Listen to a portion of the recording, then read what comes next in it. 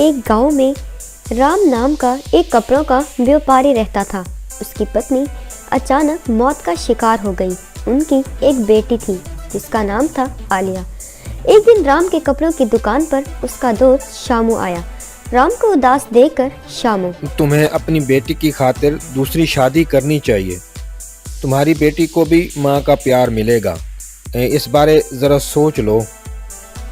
2 दिन के बाद शामू आया और उसने कहा, हाँ राम भैया, फिर शादी के बारे में क्या सोचा है? राम शादी के लिए मान गया। राम की शादी नाइला के साथ हुई।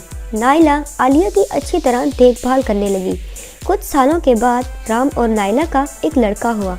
उसका नाम मोहन रखा गया। तब से नाइला आलिया की तरफ कम ध्यान देने लगी। अपने बेटे को खूब लाड प्यार देने लगी।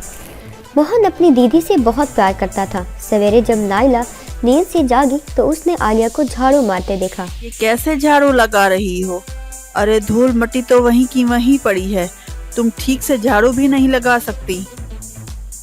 अब आलिया झाड़ू मारने लगी तो नाइला, इतनी देर लगा रही हो, तालाब से पानी कौन लेकर आएगा? कहकर चिल्लाती थी।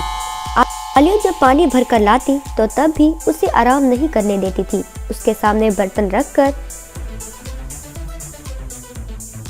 ये सारे बर्तन धोने होंगे और इसके बाद कपड़े धोना, ऐसा कहकर उसे हुक्म देती। मोहन और आलिया स्कूल जाने लगे। अरे लड़की पढ़ लिख कर क्या करेगी? कहकर उसका स्कूल छुड़वा दिया।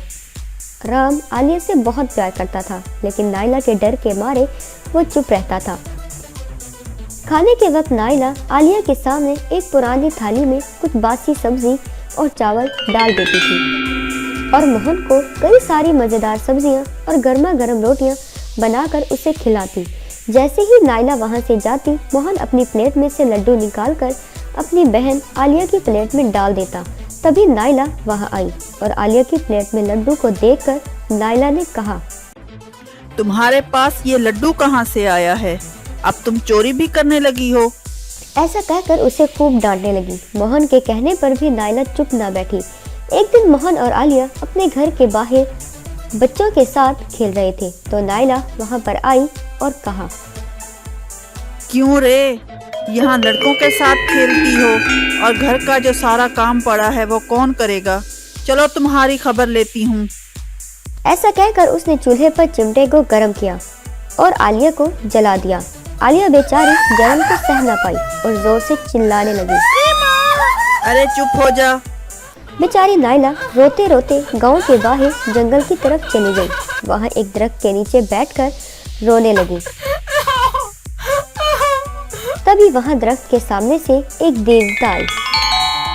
मत रो बेटी, अब से तुम्हारे सारे दुख दूर हो जाएंगे। ऐसा कहकर उसने हाथ फेरा और उसके हाथ में एक सोने के सिक्कों से भरी टोकरी नमोदार हुई। उस देवी ने आलिया को टोकरी दी। आलिया ने उसका शुक्रिया अदा किया। वो देवी वहां से गायब हो गई। आलिया घर गई और उसने सिक्कों से भरी टोकरी नाइला को दी।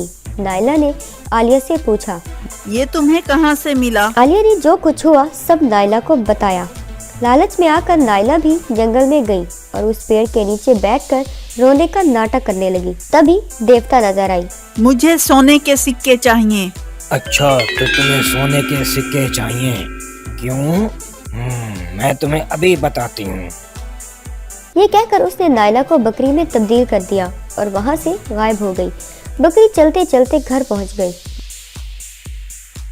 पता नहीं कि ये बकरी किसकी है, घर के अंदर आ गई है। आलिया ने बकरी के गले में वो चेन देखा।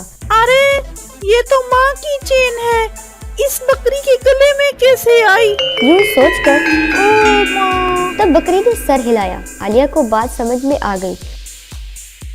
आलिया उस बकरी को लेकर जंगल की तरफ गई और उस पेड़ के चक्कर लगाए। आलिया ने प्रार्थना की। फिर से देवी नमोदार हुई। आलिया ने देवी को प्रणाम किया और अपनी माँ को फिर से उसके असल रूप में आने की प्रार्थना की। इसने तुम्हें बहुत परेशान किया, फिर भी तुम इसका भला चाहती हो। तुम बहुत रहम करने वाली लड़की हो। अब जैसे तुम्हारी मर्जी। कहकर नाइला को फिर से इंसान बना दिया और फिर देवी गायब हो गई। तब नाइला ने आलिया को गले से लगा लिया। बेटी, मैंने तुम्हें बहुत तंग किया, फिर भी तुमने मेरा भला चाहा। मुझे माफ कर दो बेटी।